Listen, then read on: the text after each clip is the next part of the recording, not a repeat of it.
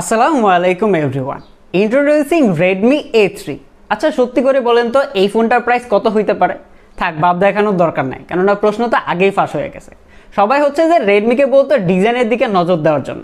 তারা এতটাই নজর দিছে যে এই ফোনটার 464-এ প্রাইস ধরা হয়েছে 12,500 টাকা। এখানেই শেষ হয় নাই, এটার মেইন ক্যামেরাতে ব্যবহার করা হয়েছে 8 মেগাপিক্সেলের মেইন সেন্সর। বাকি যা যা আছে সেগুলো যদি এখনই বলি তাহলে ভিডিও ছেড়ে চলে যাবেন, তাই একটু খারান। এই ফোনটা 12,000 টাকা প্রাইস পয়েন্টে কেমন হবে এটা হচ্ছে যে আমি 3-4 দিনের মতো ব্যবহার করেছি, সব কিছু হচ্ছে যে এই ভিডিওতে জানাবো। তাই ভিডিওটা ফুল দেখবেন, অ্যান্ড ভিডিও ভালো লাগলে সাবস্ক্রাইব করে বেল বাটনে গুঁতা দিয়ে দিন। আর এই ফোনটি আমাদের কাছে পাঠিয়েছে অ্যাপেল নেটওয়ার্ক। তাদের কাছে আপনারা রেডমি সহ সকল ব্র্যান্ডের স্মার্টফোন পেয়ে যাবেন, অ্যান্ড এই ফোনটি যদি তাদের কাছ থেকে পারচেস করেন আমার চ্যানেলে সাবস্ক্রাইবার হয়ে থাকলে আলাদা করে স্পেশাল গিফট অ্যান্ড ডিসকাউন্টও পেয়ে যাবেন। এই ফোনটা এতটাই গর্জিয়াস অ্যান্ড বোল্ড যে এটার পেছন দেখে বোঝার উপায় নাই এটার দাম 12,000 টাকা।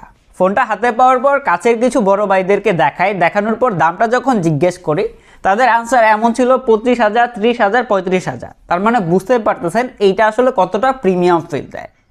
এইটা বলতে হবে যে আগের বারের এটোর থেকে এইখানে ডিজাইনে আকাশ পাতাল পরিবর্তন করা হয়েছে। যদিও পুরো ফোনটাই প্লাস্টিক বিল্ড অ্যান্ড পলিকার্বনেট বডির, তবে এখানে ইকো লেদার ব্যবহার করা হয়েছে। আরেকটা হচ্ছে যে আপনারা ম্যাট ফিনিশে পেয়ে যাবেন। তবে ইকো লেদারটা একটু বেশি প্রিমিয়াম ফিল দেয়, আর এটাতে দাগ পড়ে না, বাট গ্লসি যেই ফিনিশটা আছে সেটাতে দাগ পড়ে যাবে।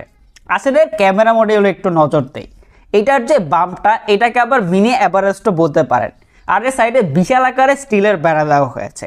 ভালো ব্যাপার যে এখানে বাদ পড়ে নাই সাইড মাউন্টেড ফিঙ্গারপ্রিন্ট। এটা অ্যাকুরেট ছিল, বাট কিছুটা অ্যানিমেশন ঝিলে খেয়াল করেছি। এটা যদি আরেকটু ফাস্ট হইতো তাহলে আরেকটু বেশি ভালো হতো। কিন্তু এই ফোনটা হাতে ধরলে মনে হবে আস্তে একটা বাটখারা ধরে রাখছেন, কেননা এটা এতটাই শক্তপোক্ত, চাইলে কারো মাথায় বাড়ি দিয়ে হচ্ছে তার মাথা ফাটাইতে পারবেন। এটার থিকনেস হচ্ছে 8.3 মিলিমিটার, আর এর ওয়েট হচ্ছে 199 গ্রাম, যেটা অনেকটাই বেশি, যার জন্য যখন হচ্ছে লং টাইম ব্যবহার করবেন, ফোনে কথা বলবেন, তখন কিছুটা প্রবলেম হবে। তবে গ্রিপিং নিয়ে তেমন কোনো রকম প্রবলেম হয় নাই। এখানে সিঙ্গেল স্পিকার ব্যবহার করা হয়েছে, যেটা সাউন্ড কোয়ালিটি ঠিকঠাকই ছিল, বাট যখন হচ্ছে যে ফুল সাউন্ডে গান শুনবেন তখন কিছুটা প্রবলেম হবে। অ্যান্ড এখানে আপনারা দুইটি সিমের পাশাপাশি মেমোরি এক্সপ্যান্ড করতে পারবেন। অ্যান্ড বাদ পড়ে নাই 3.5 মিলিমিটার হেডফোন জ্যাক, অ্যান্ড দেওয়া হয়েছে টাইপ সি পোর্ট।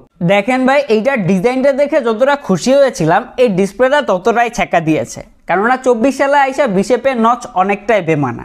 এইটাতে ব্যবহার করা হয়েছে 6.71 ইঞ্চের একটি IPS HD+ ডিসপ্লে, যার পিপিআই হচ্ছে 268 পিপিআই।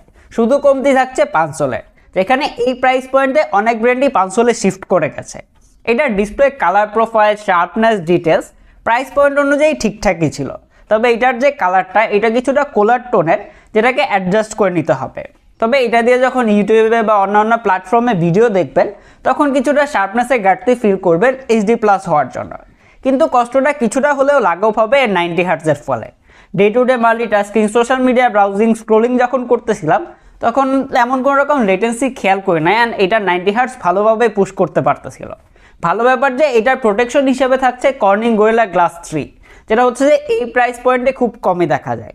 উইং অ্যাঙ্গেল ভালো ছিল, তেমন কোনো রকম নেগেটিভিটি খেয়াল করে নাই, বাট এটার যে চিন অ্যান্ড বেজেল এটা অনেকটাই বড় রাখা হয়েছে। এই প্রাইস পয়েন্টে অন্যান্য ব্র্যান্ডেরগুলো আমার কাছে কমই মনে হয়েছে, এটা আর একটু ন্যারো রাখার দরকার ছিল। আর এর পিক ব্রাইটনেস হচ্ছে যে 400 নিট, যেটা ইনডোরের জন্য ঠিকঠাক আছে, বাট যখন হচ্ছে বাহিরে বা সানলাইটে ব্যবহার করবেন তখন কিছুটা প্রবলেম হয়, মানে দেখতে ভিজিবল হইতে একটু সমস্যা হয়। এই ফোনটার বিশাল ক্যামেরা বাম দেখলে যে কেউ মনে করতে পারেন যে এখানে 200 বা 300 মেগাপিক্সেলের ক্যামেরা সেন্সর ব্যবহার করা হয়েছে, বাট এমনটা করা হয় নাই। এটা রিয়ারে থাকছে ডুয়াল ক্যামেরা সেটআপ, যার মেইন ক্যামেরাতে ব্যবহার করা হয়েছে 8 মেগাপিক্সেলের মেইন সেন্সর, আর এটা হচ্ছে যে 0.8 মেগাপিক্সেলের ডেপথ সেন্সর।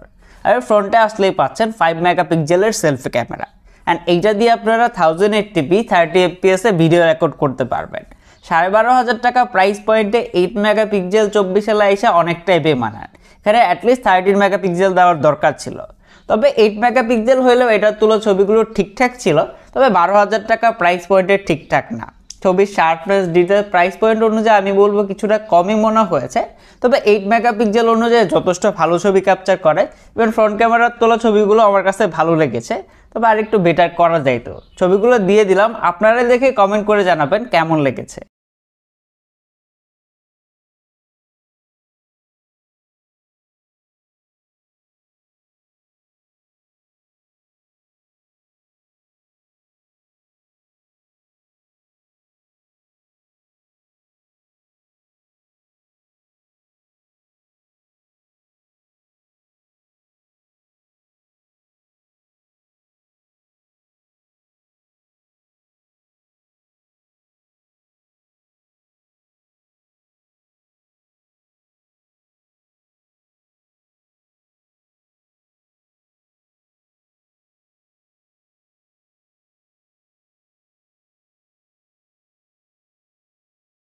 পারফরমেন্স পার্টে এই ফোনটা আমাকে সন্তুষ্ট করতে পারে নাই, কেননা এইটাতে ব্যবহার করা হয়েছে হিলিও G36, যেটা হচ্ছে 12 ন্যানোমিটার আর্কিটেকচারে বিল্ড করা। আর এটাতে আপনারা দুইটা র্যাম রোম ভেরিয়েন্টে পেয়ে যাবেন, একটা হচ্ছে যে 464 আর এটা হচ্ছে যে 6128, অ্যান্ড দুইটারই স্টোরেজ টাইপ হচ্ছে eMMC 5.1। হিলিও G36 ভালো চিপসেট, তবে 10,000 টাকা প্রাইস পয়েন্ট পর্যন্তই, কেননা এই প্রাইস পয়েন্টে অনেকে হচ্ছে যে বর্তমানে T612 দিতেছে, সেখানে তারা G36 দিয়েছে। আপনারা যদি T606 এর সাথে এর কম্পারিজন করেন, ওইখানে হচ্ছে যে T606 সকল পার্টে এগিয়ে থাকে। এটার যদি পারফরমেন্স নিয়ে বলতে হয় তাহলে 4GB সুবাদে day to day multitasking, social media browsing, app opening, মানে বেসিক যে কাজকর্মগুলো আছে সেইগুলো করতে পারবেন। বাট ব্যাকগ্রাউন্ডে যখন একটু বেশি অ্যাপ রেখে কাজ করবেন, তাড়াহুড়া করবেন, তখন অ্যাপ ওপেন হইতে একটু বেশি সময় নেয়। আর যখন এর থেকে বেশি চাপ দিতেছিলাম তখন হচ্ছে যে হ্যাং করতেছিল। আর যদি এর গেম প্লে নিয়ে বলতে হয় তাহলে এটা আসলে ওই রকম গেমিং ডিভাইস না। আমি হচ্ছে যে প্লে স্টোরে গিয়ে যখন Asphalt 9 ইনস্টল করতে যাব তখন দেখাইতেছে যে এই ফোনটা সাপোর্টই করে না, তার মানে বুঝতেই পারতেছেন। তারপরে এইটা দিয়ে আমি কল অফ ডিউটি মোবাইল খেলেছি, যেটা হচ্ছে যে মিডিয়াম গ্রাফিক্সে হাই ফ্রেম রেটে সেট করে খেলতে পারতেছিলাম। গেম প্লে যদিও শুরুর দিকে ভালো ছিল, বাট কিছুক্ষণ খেলার পরে হচ্ছে যে ফোনটা হিট হইতেছিল, ইভেন হচ্ছে যে ফ্রেম ড্রপের দেখা পেয়েছি। বাট 2D 3D যে গেমগুলো আছে সেইগুলো ভালোভাবেই খেলতে পারবেন, তেমন কোনো রকম প্রবলেম হবে না। তবে এই ফোনটা তাদের জন্য যারা হচ্ছে যে বেসিক কাজকর্ম করেন, আব্বা আম্মাকে দিতে যাচ্ছেন, ছোটো ভাই ব্রাদারকে দিতে যাচ্ছেন, অনলাইনে ক্লাস করবে, তাদের জন্যই ঠিকঠাক আছে। বাট গেমিংয়ের জন্য এটা অবশ্যই না এই প্রাইস পয়েন্টে। আর এর সফটওয়্যার পার্টে আসলেই পাচ্ছেন Android 14 Go edition out of the box MIUI নিয়ে বলতে গেলে এটা আর আগের মতো নাই। কেন বললাম, এখানে ব্লোটওয়্যারের অভাব নাই, যেখান থেকে আপনারা বেশ কয়েকটা আনইনস্টল করতে পারলেও কিছু হচ্ছে যে আনইনস্টল করা যায় না। অ্যান্ড সব থেকে বেশি খারাপ লেগেছে যে এইটাকে এত বেশি ক্রস কাটিং করেছে যে আপনারা যখন নর্মালি ওয়ালপেপার চেঞ্জ করতে যান, অনেক ফোনে হচ্ছে যে ইনবিল্ট অনেকগুলো দেওয়া থাকে, বাট এইখানে একটা ওয়ালপেপারই দিয়ে দিছে। চাইলে হচ্ছে যে আপনি ফোন থেকে চেঞ্জ করতে পারবেন না, আলাদা করে হচ্ছে ছবি তোলার পরে চেঞ্জ করতে হবে। এছাড়া যদি বলতে হয়, এটা দিয়ে হচ্ছে যে ডে টু ডে মাল্টিটাস্কিং করতে গিয়ে তেমন কোনো রকম ল্যাগ বা হিকাপের দেখা পায় নাই, টুকটাক গ্লিচের দেখা পেয়েছি, যেটা হচ্ছে যে রেডমিতে সচরাচরই দেখা যায়। আর সফটওয়্যার আপডেট নিয়ে বলতে গেলে বা আশেপাশে খোঁজ না নিয়ে সফটওয়্যার আপডেট দিয়ে না, তাহলে দেখবেন যে ফোনের ব্যাটারি অ্যান্ড পারফরমেন্স পার্ট হচ্ছে যে একেবারে খেয়ে যাবে। রেডমি ফোনের সব থেকে স্ট্রং পয়েন্ট হচ্ছে এর ব্যাটারি। এইটাতে ব্যবহার করা হয়েছে 5000 mAh ব্যাটারি। তো যদি ব্যাটারি ব্যাকআপ নিয়ে বলতে হয় তাহলে রেগুলার 60 আওয়ার্স ব্যবহার করে day to day multitasking, social media browsing, movie দেখা, ছবি তোলা, গেম প্লে, এইসব কাজ করে হচ্ছে যে একদিনের উপরে ব্যাটারি ব্যাকআপ পেয়েছি। বাট যখন হচ্ছে যে 90 হার্টজ ব্যবহার করে গেম প্লে, ইভেন হচ্ছে যে হার্ডকোর ব্যবহার করতেছিলাম, তখন এইটা হচ্ছে যে 6.5 থেকে 7 ঘন্টায় উঠানামা করতেছিল। বাট যারা হচ্ছে যে আরও বেশি গেম প্লে করেন, এটা হচ্ছে যে আরেকটু উঠানামা করবে। অ্যান্ড এর বক্সে দেওয়া হয়েছে 10 ওয়াটের একটা চার্জার। এখানে অ্যাটলিস্ট 18 ওয়াট দিলে আরেকটু বেটার হতো। এই যার বক্সে যে চার্জারটা দেওয়া আছে, এইটা দিয়ে এই ফোনটা 0 to 100% হইতে প্রায় 2 ঘন্টা বা 2 ঘন্টা 10 মিনিটের মতো সময় নিচ্ছিল। ওভারঅল 12,000 টাকা প্রাইস পয়েন্টে এই ফোনটা আমাকে অনেক বেশি হতাশ করেছে, কেননা 12,000 টাকা প্রাইস পয়েন্টে এটা থেকে আমি যা যা আশা করেছিলাম ততটা পাই নাই। প্রথমে যদি এর ডিজাইন নিয়ে বলতে হয়, এইখানে রেডমি অনেকটা ভালো কাজ করেছে, এই দিক দিয়ে হচ্ছে যে সবাই সন্তুষ্ট থাকবেন। বাট যখন হচ্ছে যে ক্যামেরা, পারফরমেন্স, ডিসপ্লে, এই পার্টগুলোতে আসবেন তখন হচ্ছে যে অনেকটা বেশি ডিসঅ্যাপয়েন্ট হবেন। কেননা এইটার যে ডিসপ্লেটা আছে এটা টিন অ্যান্ড বেজেল অনেকটা বড়, পাশাপাশি এটার ব্রাইটনেসটা অনেকটা কমই মনে হয়। অ্যান্ড ক্যামেরা পার্টে ঠিকঠাক থাকলেও পারফরমেন্স পার্টটা এই প্রাইস পয়েন্টে অনেকে হচ্ছে যে এর থেকে বেটার চিপসে দিতেছে, ইভেন হচ্ছে ওইগুলো এটার থেকে বেটার পারফর্ম করে। ব্যাটারি ব্যাকআপটা ভালো ছিল, এখন হচ্ছে যে আপনারা ডিসাইড করবেন যে আসলেই কোনটা নেবেন। তবে এই প্রাইস পয়েন্টে বা এর থেকে কম প্রাইস পয়েন্টে কিন্তু নোট 50 পাওয়া যাচ্ছে। আপনারা চাইলে এই দুইটা ফোনের কম্প্যারিজন আসতে পারে আমার চ্যানেলে, অবশ্যই কমেন্ট করে জানাবেন।